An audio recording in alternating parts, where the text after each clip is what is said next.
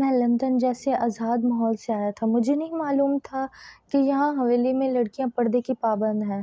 شادی کی تقریب میں نے باتوں باتوں میں چاچا کی بیٹی پہ کمر پہ جوں ہی ہاتھ پھیرا تو اس نے میرے منہ پہ سب کے سامنے تھپڑ مار کے ذلیل کروا دیا۔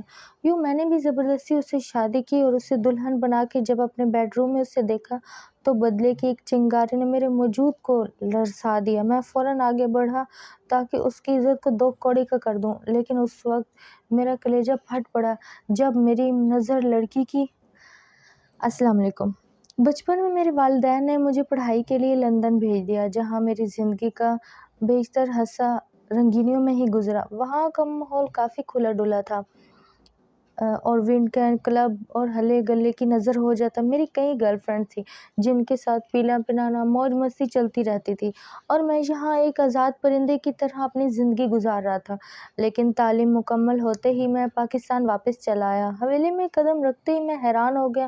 میری وہ تمام کزنز جن کے ساتھ میں کھیل کود کر بڑا ہوا اب وہ جوان ہو چکی تھی، اور مجھ سے سلام دعا کرنے کے بعد وہ اپنے اپنے کمروں میں ایسے جاتی ہیں جیسے میں ان کے لیے کوئی غیر انسان ہوں، جبکہ میں یہ سوچ کر آیا تھا کہ ہم سب کزن مل کر خوب ہلا گلا کریں گے۔ رات گئے ہم سب کے درمیان محفلیں جمیں گی، لیکن یہاں ایسا کوئی سین نہیں تھا۔ حویلی زنانہ اور مردانہ میں تقسیم ہو گئی تھی۔ زنانہ حصوں میں لڑکے منہ اٹھا کر نہیں جا سکتے تھے اور مردانہ میں لڑکیوں کو بالکل بھی اجازت نہیں تھی۔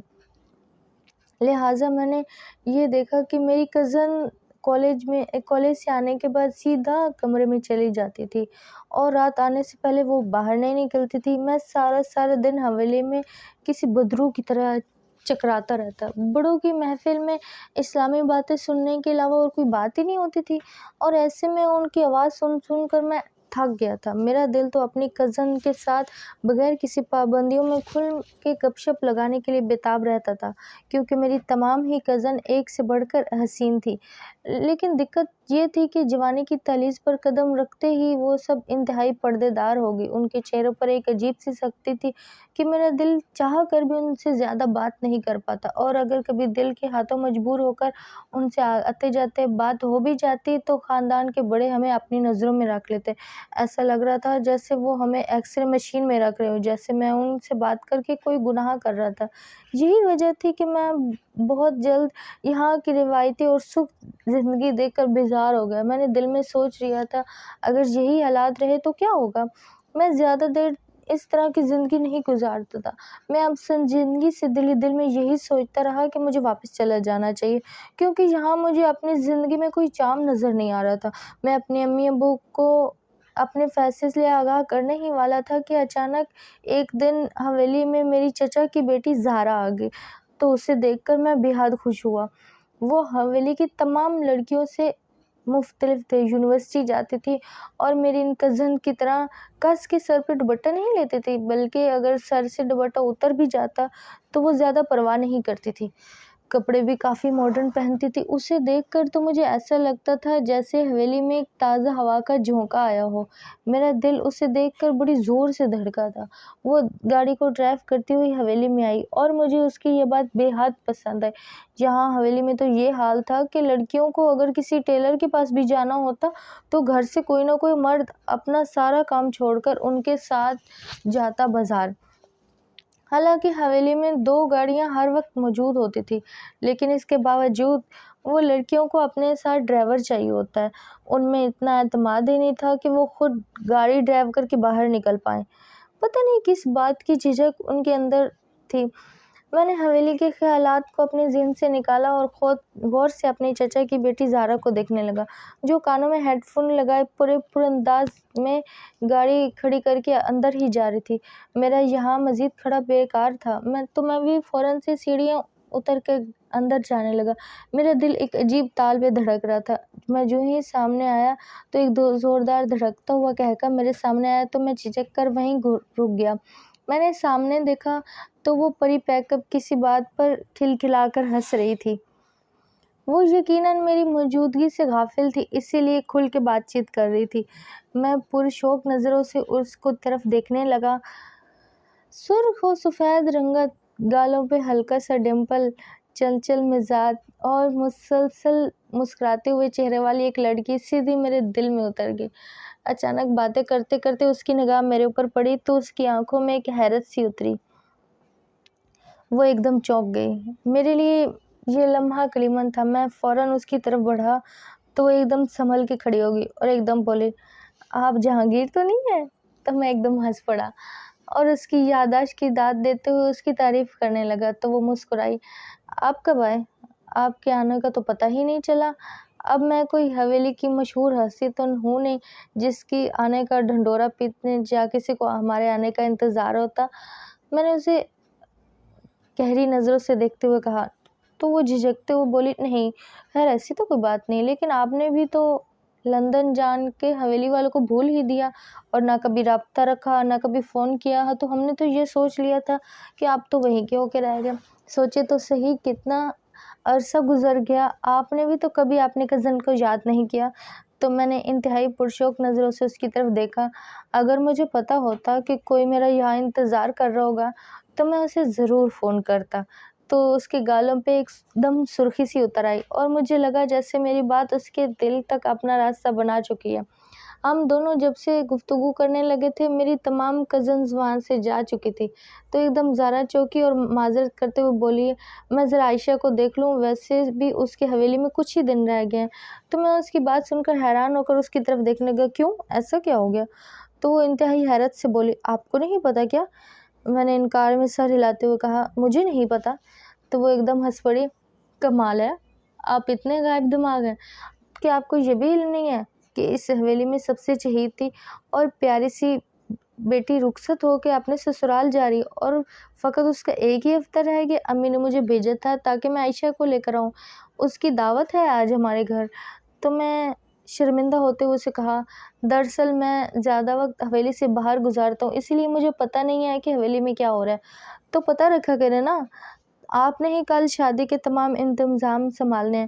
تو میں نے خوش دلی سے اسے دیکھتے ہوئے کہا، اب تم نے کہا ہے تو میں ضرور زیادہ وقت حویلی والوں کو دوں گا۔ تو وہ مسکرا کر وہاں سے جانے لگی۔ میں اس کی طرف دیکھنے لگا، جب تک وہ نظروں سے اوجھل نہیں ہوئی میں وہاں کھڑا رہا۔ پہلی بار حویلی میں گزرا ہوا وقت مجھے اچھا لگنے لگا۔ زارا سے بات کر کے میں جیسے ایک دم ہلکا پھلکا سا ہو گیا۔ مجھے وہ حویلی کی باقی کزن سے بہت مختلف لگی۔ اس سے بات چیت کر کے میرے دل میں ایک عجیب سی خوشی ہوئی۔ میں نے سوچا شاید جہاں وقت اچھا گزرے، لیکن افسوس زارا زیادہ دیر تک رک نہیں سکی اور واپس چلی گئی۔ اس کے جانے کے بعد مجھے خیال آیا کہ حویلی میں اتنا بڑا فنکشن آ رہا ہے اور میں اتنا لائل ہوں، مجھے اپنے آپ پر تو زیادہ اتنا افسوس نہیں ہوا جتنا مجھے امی ابو پر غصہ آنے لگا۔ میں فوراً امی کے پاس گیا اور ان پر بگڑنے لگا کہ اتنی بڑی نیوز آپ نے مجھ سے کیوں چھپائی؟ تو الٹا امی نے حیرت سے مجھ سے پوچھا، تمہیں بتاتے بھی تو کیا، تم گھر میں ٹکتے کہاں، اور اگر ٹک بھی جاؤ تمہارا موڈ اتنا آف ہوتا ہے کہ تم سے بات کرتے ہوئے بھی خوف آتا ہے۔ اوفو امی، ظاہر ہے یہاں میں ایڈجسٹ ہونے میں مجھے کچھ وقت تو لگے گا، لیکن حویلی میں ہونے والا کوئی بھی معاملہ مجھ سے پوشیدہ تو نہ رکھا کریں، آپ نہیں جانتی مجھے زارا کے سامنے کتنی شرمندگی کا احساس ہوا۔ ارے وہ کب آئی؟ ابھی تھوڑی دیر پہلے عائشہ کو لے کر گئی ہے۔ ہاں وہ تمہاری چچی نے عائشہ کی دعوت کی ہوگی نا، وہ ایک دن ذکر کر رہی تھی، تو شاید اسی سلسلے میں آئی ہوگی۔ بہرحال اب تم حویلی کے معاملات کو بھی ذرا دیکھ لیا کرو، ویسے بھی تو ذرا اس میں زیادہ گھسنے کی ضرورت نہیں ہے کیونکہ اب موقع ہی ایسا ہے، تو تم بھی ہاتھ بٹایا کرو۔ تو میں نے ان کی بات پر سر ہلایا اور اٹھ کر اپنے کمرے میں آ گیا۔ عائشہ کی شادی کا فنکشن حویلی میں کئی دن پہلے ہی دھوم دھام سے شروع ہو چکا تھا، تو میں نے ان کے اس شادی میں ہر کام میں بڑھ چڑھ کے حصہ لینا شروع کر دیا تھا۔ یہ ہماری حویلی میں پہلی لڑکی کی شادی تھی۔ وہ میری پھپھو کی بیٹی تھی اور پھپھو جوانی میں ہی بیوہ ہو چکی تھی، تو اپنی بیٹی کو لے کر وہ اس حویلی میں آئی۔ شادی کے ان ہنگاموں میں میں روز زارا کے آنے کا انتظار کرتے کرتے بازار چلا جاتا، کیونکہ میرے سر پہ ابو نے شادی کے فنکشن کے حوالے سے کئی ذمہ داریاں ڈال رکھی تھی۔ تو جب میں واپس آتا تو پتہ چلتا کہ زارا تو آ کر چلی گئی، تو ایسے میں مجھے بہت غصہ آتا تھا، لیکن پھر ایک طرح سے میرا دل مطمئن بھی ہو جاتا تھا کیونکہ میں جانتا تھا کہ جب شادی کا فنکشن صحیح معنوں میں شروع ہوگا تو وہ رہنے کے لیے یہیں پر آئے گی، تو پھر اس سے کھل کے ملنے کا موقع مل جائے گا۔ شادی کے ان تیاریوں میں زارا کا خیال ایک خوش کر احساس تھا، اور پھر خدا خدا کر کے یہ انتظار ختم ہوا۔ مہندی کے فنکشن میں وہ چچا چچی کے ساتھ جب حویلی میں آئی تو اس کے اس کو دیکھ کر میرا دل زور سے دھڑکا تھا۔ اس نے پیلے رنگ کا سوٹ پہنا تھا اور وہ سب سے زیادہ خوبصورت لگ رہی تھی اور منفرد بھی۔ میں بہانے بہانے سے اس کے ارد گرد ہی منڈرانے لگا۔ کبھی کبھی تو مجھے ایسا لگتا تھا جیسے اسے میرا ارد گرد رہنا زیادہ پسند نہیں ہے، لیکن میں نے اس کی بھی اتنی پرواہ نہیں کی۔ کئی بار آتے جاتے میں نے اس کا ہاتھ پکڑ لیا تو انتہائی حیرت سے میری طرف دیکھا اور ایک دم سے میرا ہاتھ اپنے ہاتھ سے چھڑوا لیا تو میں انتہائی گہری مسکراہٹ سے اس کی طرف دیکھنے لگا اور وہ فوراً ہی وہاں سے کھسک جاتی، لیکن میں نے اسے اپنی نظروں سے اوجھل نہیں ہونے دیا۔ نسبتاً اسے میں نے دیکھ کر اس کے پاس چلا گیا تو مجھے اپنے قریب دیکھ کر اس کی تیوری چڑھ گئی، لیکن میں نے اس کے موڈ کو نظر انداز کرتے ہوئے شکوہ کیا، کیا بات ہے، آج تو تم منہ ہی نہیں لگا رہی؟ تو وہ اکتائے ہوئے لہجے میں بولی، نہیں ایسی کوئی بات نہیں ہے، اور یہ کہہ کر وہ وہاں سے جانے لگی تو میں نے اس کا راستہ روکتے ہوئے کہا، تم آج بہت پیاری لگ رہی ہو۔ تو میری بات سن کر اس نے شکریہ ادا کیا۔ وہ تھی ہی اتنی حسین کہ اس کے چہرے سے میری نگاہ ہٹ ہی نہیں رہی تھی۔ میں نے ایسا سے کہا، تمہارا فگر قیامت ہے، میں نے ایسا فگر آج تک کسی کا نہیں دیکھا۔ تو وہ میری بات سن کر تھوڑی سی انکمفرٹیبل ہوئی تو میں نے آگے بڑھ کر اس کا ہاتھ پکڑا تو وہ ایک دم نروس ہو گئی، لیکن اس نے آرام سے میرا ہاتھ اپنے ہاتھ سے چھڑوایا اور وہ چلی گئی، جبکہ میں اسے وہاں جانے کا موقع ہی نہیں دے رہا تھا۔ کوئی نہ کوئی ایسا سوال پوچھتا جس کا جواب دینے کی خاطر وہ جاتے جاتے رک جاتی، اور اسی دوران وہ مجھے جواب دیتے دیکھتے جو پلٹی تو میں انتہائی غیر مخصوص انداز میں اس کے پیچھے لپکا اور اس کی کمر میں ہاتھ پھیرتے ہوئے اسے اپنے قریب کرنے ہی لگا تھا کہ وہ مچھلی کی طرح تڑپ کر میرے ہاتھ سے پھسلی اور میرے منہ پر زوردار تھپڑ مار دیا۔ یہ سب اتنا کچھ آنن فانن ہوا، چند سیکنڈ تک تو مجھے کچھ بھی پتہ نہیں چلا کہ میرے ساتھ ہوا کیا ہے۔ یہ سارا تماشا لان میں ہوا اور لان مہمانوں سے بھرا ہوا تھا، اور اب ان سب کی نگاہیں میری طرف تھی، جبکہ میں اپنی گال پہ ہاتھ رکھے ہکا بکا زہرا کو دیکھ رہا تھا جو انتہائی غصے اور نفرت سے میری طرف دیکھ رہی تھی۔ اور پھر وہ دھاڑ کے بولی، آپ کو لڑکیوں سے بات کرنے کی تمیز نہیں ہے؟ کبھی ہاتھ پکڑتے ہیں، کبھی کندھے کو چھوتے ہیں۔ جہانگیر صاحب، یہ کوئی لندن نہیں ہے، پاکستان ہے، یہاں کی اپنی ویلیوز ہیں، جہاں کا احترام آپ کو کرنا چاہیے۔ اور پھر غصے سے فون کاٹتے ہوئے وہاں سے چلے گئے، جبکہ میں اس کے جانے کے بعد ایک دم سے اپنے حواس میں آیا تو دیکھا سبھی لوگ مجھے ہی دیکھ رہے ہیں، اور ان کی آنکھوں میں اپنے لیے تنزیہ سی مسکراہٹ دیکھ کر میرا دل چاہا کہ زمین پھٹ جائے اور میں اس میں سما جاؤں۔ اتنی بے عزتی کا احساس اس پر مجھے ہو رہا تھا کہ میرا وہاں کھڑا ہونا بھی دشوار ہو گیا۔ گال پر ہاتھ میں نے ابھی بھی رکھا ہوا تھا، اور جو ہی مجھے اس بات کا احساس ہوا تو میں نے اپنا ہاتھ نیچے کیا، دائیں بائیں لوگوں کی طرف دیکھا۔ اتنے میں میرے معبود ذات کزنز میری کیفیت سمجھتے ہوئے میرے قریب آئے اور میرے کندھوں پر جو ہی ہاتھ رکھنے والے تھے کہ میں وہاں سے بھاگتا ہوا اپنے کمرے کی طرف چلا گیا اور اپنے کمرے کا دروازہ زور سے بند کر دیا۔ میرے دل کی دھڑکن بہت تیز ہو گئی تھی۔ مجھے کچھ سمجھ نہیں آ رہا تھا کہ کیسی بھری محفل میں اس نے مجھے 2 ٹکے کا ہی نہیں چھوڑا۔ تھوڑی دیر بعد میری کمرے میں دستک ہونے لگی۔ باہر امی کھڑی تھی اور مجھے دروازہ کھولنے کا کہہ رہی تھی، لیکن میرا ذہن اتنا محفوظ ہو چکا تھا کہ دروازہ کھولنا تو دور کی بات، میں انہیں کوئی جواب بھی دینے نہیں پا رہا تھا۔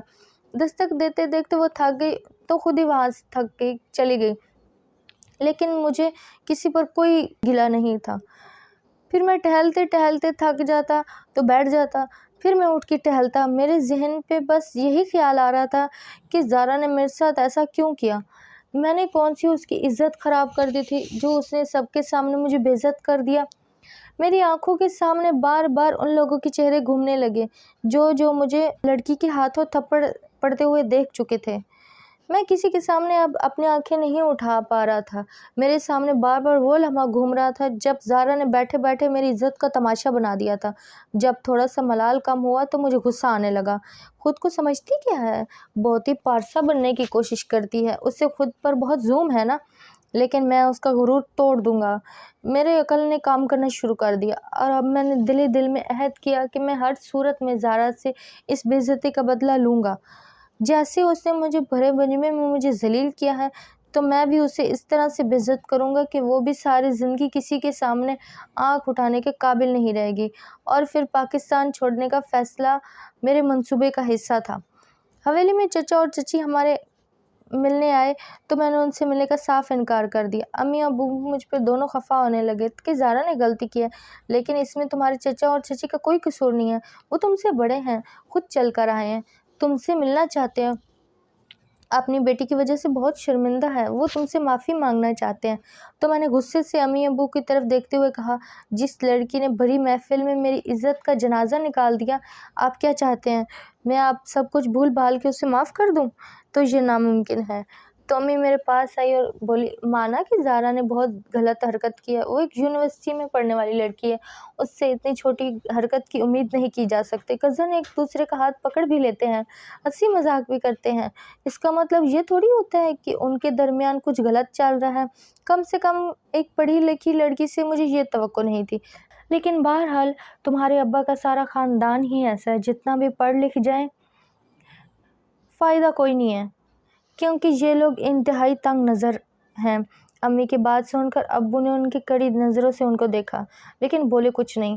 امی کی باتوں نے میرے زخموں پر جیسے مرہم سا لگا دیا، لیکن امی نے کہا، لوہا گرم ہے اور میں کچھ سننے کے موڈ میں نہیں ہوں۔ تو وہ پھر سے میرے قریب آئیں اور بولی، دیکھو بیٹا، ہم نے رہنا اسی خاندان میں ہے، ہمارے دکھ سکھ سانجھے ہیں، لہٰذا اس بات کو اب ختم کرو۔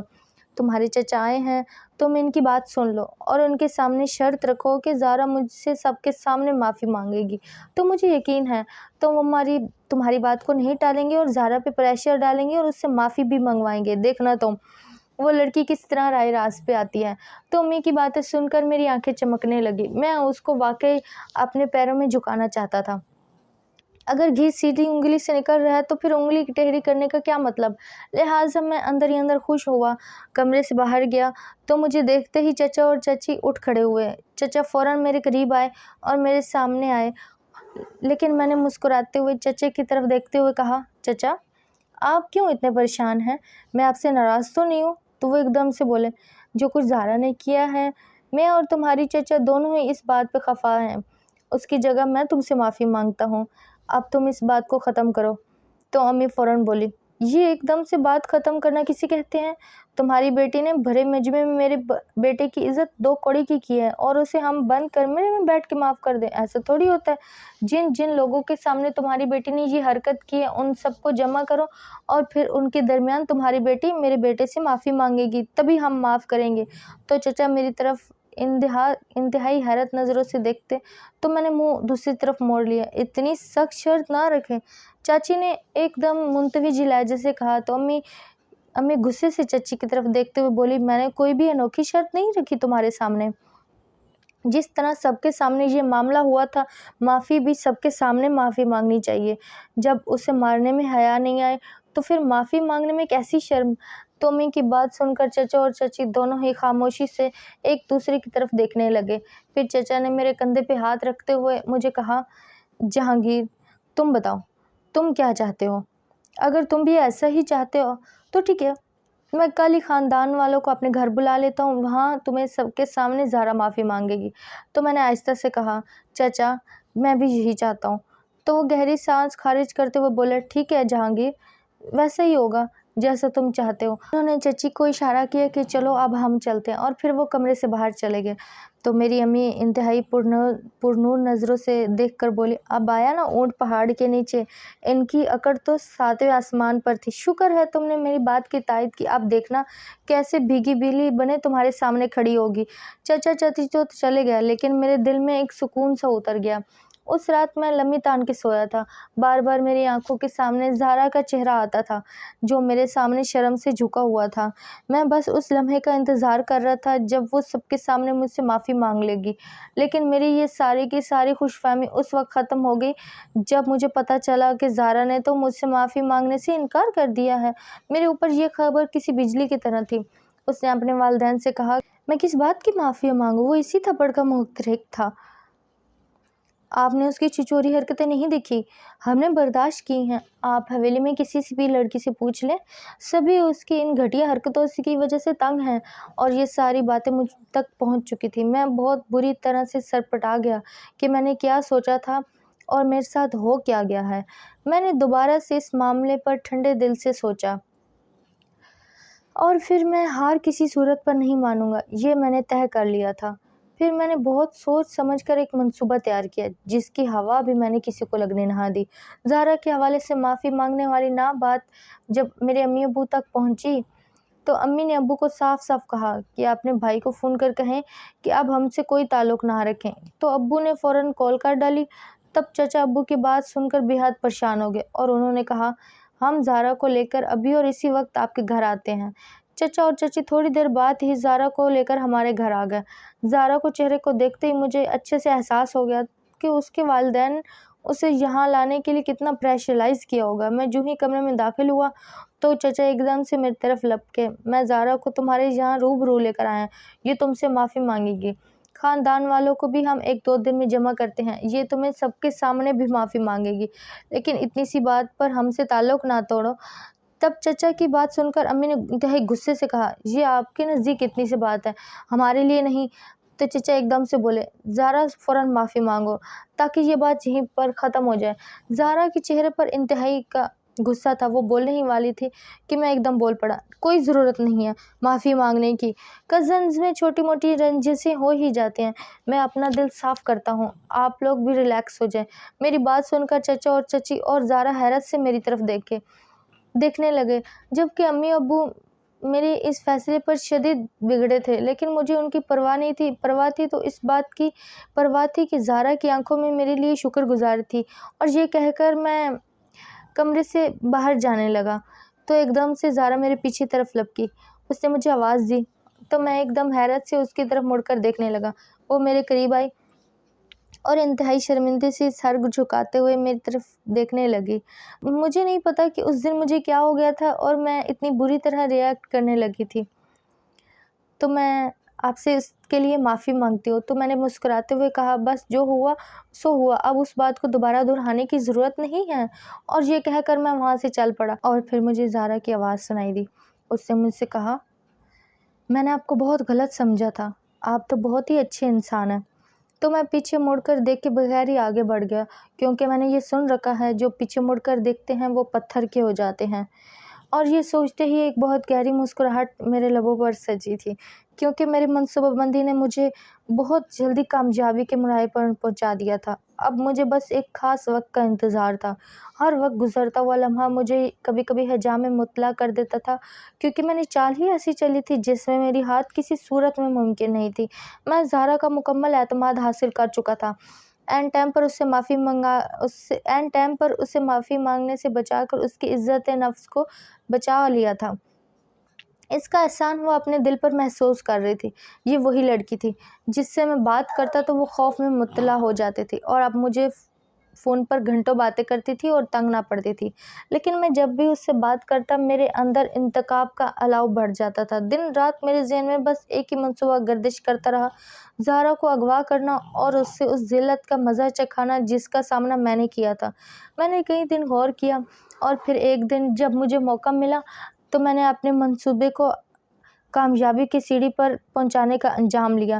میں نے کافی دنوں سے زارا کے یونیورسٹی آنے جانے کے معاملات پر نظر رکھے ہوئے تھا۔ چنانچہ ایک دن میں اس کی یونیورسٹی پہنچ گیا اور جب وہ یونیورسٹی سے باہر نکلی تو مجھے دیکھ کر وہ شدید حیرت میں مبتلا ہو گئی اور دیکھ کر بولی آپ یہاں کیا کر رہے ہیں؟ تو میں نے کہا تم میری کزن یہاں پر ہو تو میں نے سوچا مجھ سے پیکی کر لو۔ میری بات سن کر اس کے چہرے پر ایک سایہ سا لہرایا جس سے اسے میری بات پر یقین نہیں آ رہا تھا۔ وہ ایک دم سے بولی لیکن میری تو گاڑی آتی ہے۔ ہاں بھائی ضرور گاڑی آتی ہوگی، میں نے کب انکار کیا، لیکن اب تو میں آ گیا ہوں لہٰذا میرے ساتھ چلو۔ چچا چچی بھی ہمارے گھر ہی آئے ہوئے ہیں تو انہوں نے مجھے تمہیں لانے کے لیے کہا ہے۔ تو وہ پریشان ہو کر بولی امی ابو آپ کے گھر کیا کر رہے ہیں، سب خیریت تو ہے؟ تو میں ایک دم سے بات بناتے ہوئے بولا ہاں سب خیریت ہے، کیوں کیا ہوا، تمہارے امی ابا ہمارے گھر نہیں آ سکتے؟ وہ ایک دم مسکراتے ہوئے بولی نہیں ایسی کوئی بات نہیں ہے، اصل میں میری یونیورسٹی کے ٹائم امی کبھی بھی گھر سے باہر نہیں جاتی کیونکہ انہیں پتہ ہے یہ وقت میرے آنے کا ہے، تو اسی لیے مجھے حیرت ہوئی۔ ارے بھائی اس میں حیرت والی کیا بات ہے، اب میں آ گیا ہوں تو میرے ساتھ چلو۔ تو وہ میری بات پر یقین کرتے ہوئے گاڑی میں آ کر بیٹھ گئی۔ زارا میرے دھوکے میں آ چکی تھی۔ میں دل ہی دل میں انتہائی خوش تھا کہ کسی نے مجھے نہیں دیکھا اور نہ ہی کسی کو یہ بات پتہ چلے گی۔ میں نے گاڑی سٹارٹ کی اور تیزی سے کراچی کی سڑکوں پر گاڑی بھگانے لگا کہ اچانک زارا چوکی۔ آپ کہاں جا رہے ہیں؟ یہ راستہ تو ہمارے گھر کی طرف نہیں جاتا۔ تو میں نے بات بنا دی کہ یہ شارٹ کٹ ہے، آج ویسے بھی ریلی تھی تو ہائی ویز پر کنٹینر لگا کر بند تھا، لہٰذا میں نے شارٹ کٹ راستے سے جانا مناسب سمجھا۔ دیر تو لگے گی لیکن ہم آرام سے گھر پہنچ جائیں گے۔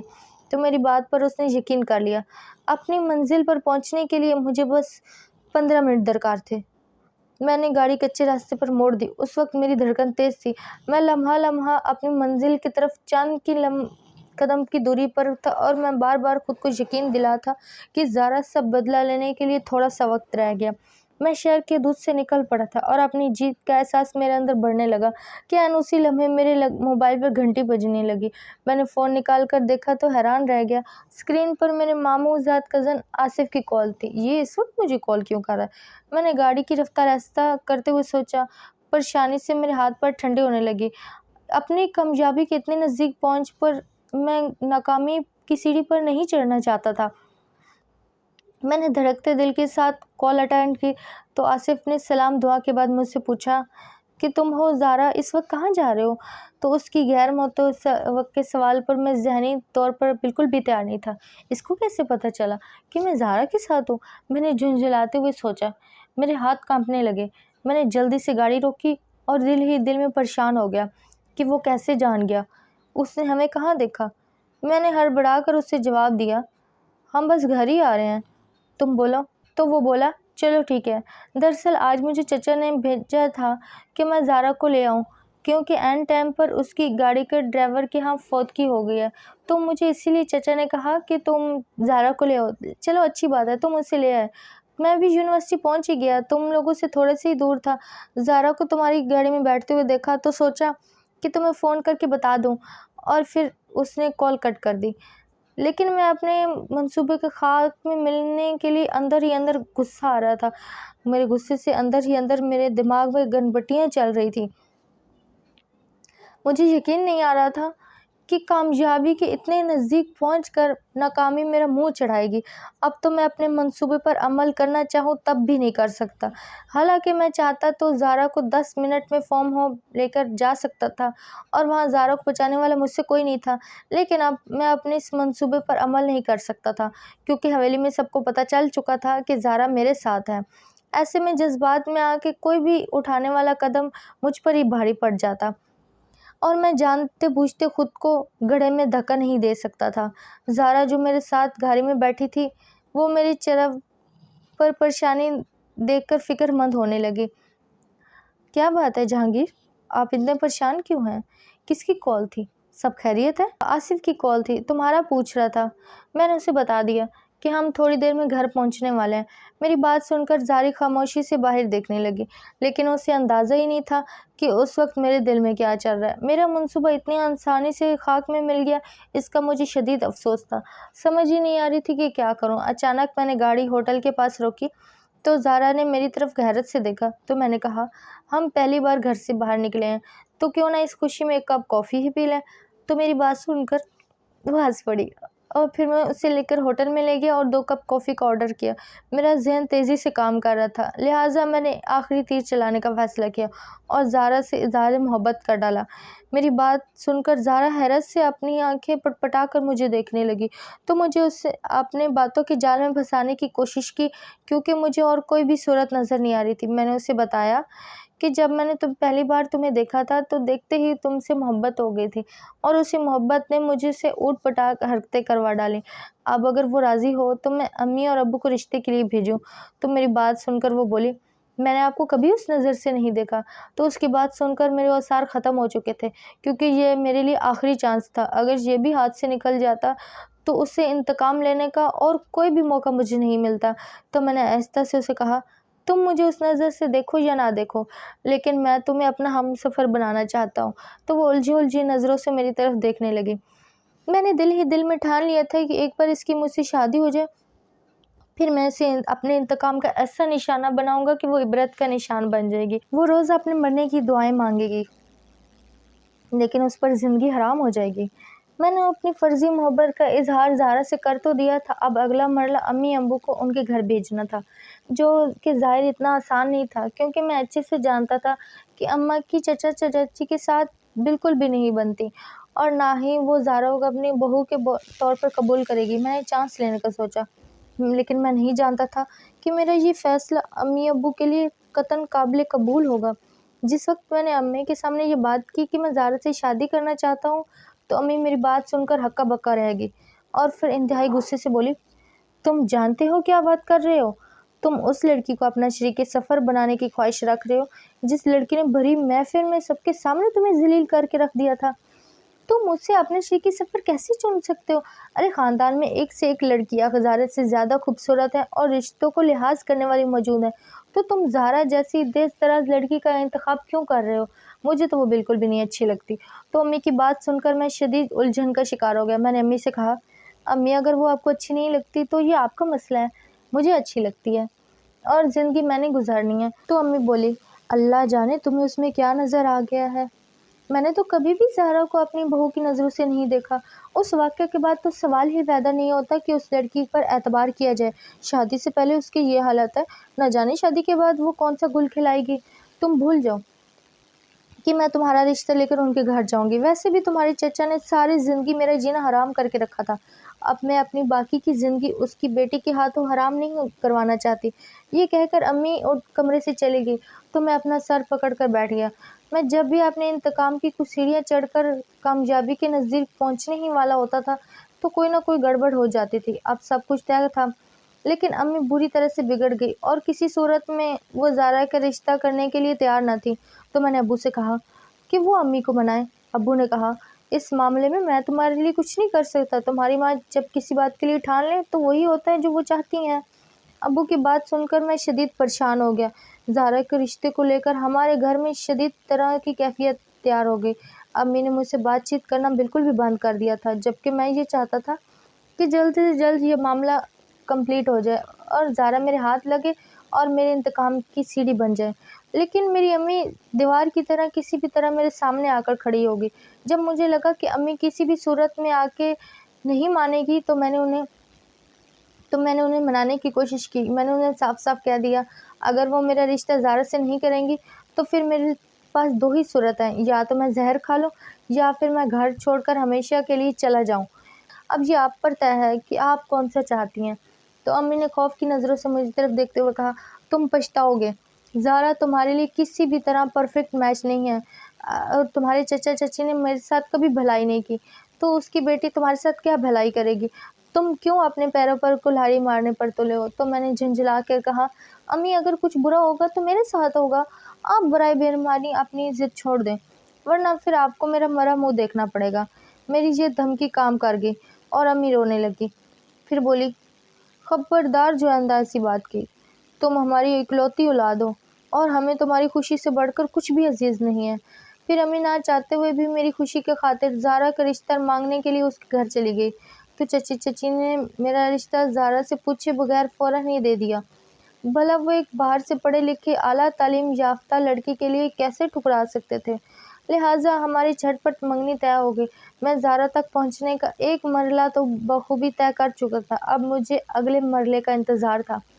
جب وہ بیوی بن کے میری زندگی میں شامل ہوگی تو میں اپنے سینے میں آگ ٹھنڈی کروں گا۔ مجھے اس وقت کا شدت سے انتظار تھا۔ چچا چچی نے ہم سے شادی کے لیے 1 سال کا عرصہ مانگا تو میں نے امی ابو سے صاف کہا کہ ہمیں کسی بھی قسم کا کوئی جہیز نہیں چاہیے۔ اللہ کا دیا ہمارے پاس سب کچھ ہے، بس جلد سے جلد شادی کا انتظام کرے تاکہ میں زارا کو لے کر واپس چلے جاؤں، کیونکہ میری جاب وہاں طے ہو گئی۔ چچا چچی نے جب میری یہ بات سنی تو وہ خوشی سے نہال ہو گئے اور زارا کے ساتھ میری شادی طے کر دی۔ یہ سوچ کر میں نے جاب کے لیے اپلائی کیا اور مجھے امید تھی کہ میری جاب جلد سے جلد لندن میں ہو جائے گی، لیکن زارا کو اپنے ساتھ لے جانے والی بات میں نے ہوا میں ہی چھوڑی تھی۔ میرا ارادہ تھا کہ اسے شادی کرنے کے بعد میں اسے اپنے والدین کے لیے خدمت کرنے کے لیے یہی چھوڑ دوں اور خود لندن چلا جاؤں، جہاں پر کسی گوری سے شادی کر کے اپنی زندگی مزے سے گزاروں گا۔ زارا سے میری شادی طے ہو گئی تو مجھے یقین تھا کہ یہ سب زارا کی مرضی کے خلاف تھا، لیکن میری تو خواہش پوری ہو رہی تھی۔ اب وہ جب میری بیوی بن کر میرے کمرے میں بیٹھی تھی تو بدلے کی چنگاری اور بھڑک گئی تھی۔ شادی کی رات میں نے زارا کو دلہن کے لباس میں اپنے بیڈ پر بیٹھے دیکھا۔ وہ اتنی خوبصورت لگ رہی تھی کہ ایک لمحے کو تو میں جھجک گیا، لیکن پھر دل میں دوبارہ وہی انتقام کا جذبہ جاگ اٹھا۔ میں نے سوچا کہ اب وقت آ گیا ہے کہ زہرا کو وہ سب محسوس کرواؤں جو میں نے محسوس کیا تھا۔ میرے قدم بے اختیار آگے بڑھے، جیسے میرے ارادے مجھے خود ہی کھینچ رہے ہوں۔ میں نے ڈھان لیا تھا کہ اس کی عزت کو خاک میں ملا دوں گا اور اس کی آنکھوں میں وہ بے بسی دیکھوں گا جو میں نے اس دن دیکھی تھی۔ مگر جیسے ہی میں نے اس کی طرف قدم بڑھایا، اچانک میرے جسم میں ایک عجیب سی کیفیت بڑھنے لگی۔ میری ٹانگوں میں شدید درد اٹھا اور پورے جسم میں جھٹکے آنے لگے۔ ایک پل کے لیے میں زمین پہ گر گیا۔ یہ ایسا لمحہ تھا جو سب کچھ میرے سامنے دھندلا ہو گیا۔ میں فالج کا شکار ہو گیا تھا اور میری دنیا پل میں بدل گئی تھی۔ جب میں زمین پر پڑا، اپنے آپ کو بے بس محسوس کر رہا تھا، تب میری نظر زہرا پر پڑی تو میرے رونگٹے کھڑے ہو گئے۔ وہ گھبرا کر میری طرف دوڑتے ہوئے آئی اور میرے پاس گھٹنوں کے بل بیٹھ گئی۔ اس کے چہرے پر شدید پریشانی اور خوف تھی۔ اس نے مجھے جھنجھوڑا اور بار بار میرا نام لے کر پکارنے لگی، کیا ہوا؟ تم ٹھیک تو ہو؟ خدا کے لیے کچھ بولو۔ زہرا کے آنسو میرے چہرے پر گرنے لگے۔ میں بے بسی سے اسے دیکھ رہا تھا، لیکن میرے دل میں ایک عجیب سا سوال جنم لے رہا تھا، یہ وہی زہرا ہے جو مجھ سے محبت نہیں کرتی تھی؟ تو پھر یہ میرے لیے اتنی پریشان کیوں ہو رہی ہے؟ یہ سوال مجھے اندر ہی اندر توڑ رہا تھا، لیکن میرا جسم اتنا بوجھل ہو چکا تھا کہ میں بولنے کے قابل ہی نہیں تھا۔ زہرا کی یہ حالت میرے لیے قابل محبت تھی۔ وہ میری حالت پہ رو رہی تھی جیسے میں اس کے لیے بہت اہم ہوں، لیکن یہ کیسے ہو سکتا ہے؟ یہ سوالات میرے ذہن میں گردش کرنے لگے اور اسی دوران میں بے ہوش ہو گیا۔ جب میں ہوش میں آیا تو خود کو ہسپتال میں پایا۔ میرے جسم کا ایک حصہ مفروض ہو چکا تھا اور میں اپنے ہاتھ یا پاؤں ہلا نہیں پا رہا تھا، لیکن ایک بات نے مجھے حیران کر دیا۔ زہرا میرے سرانے بیٹھی تھی۔ وہ میرے لیے دعا کر رہی تھی، میرے لیے پریشان تھی اور خدمت گزاری کا جذبہ بھی تھا، جسے دیکھ کر میں اندر سے ٹوٹ گیا۔ وہ لڑکی جس کو میں اپنے انتقام کا نشانہ بنانا چاہتا تھا، وہ میری اتنی بدترین حالت میں بھی میرے ساتھ تھی۔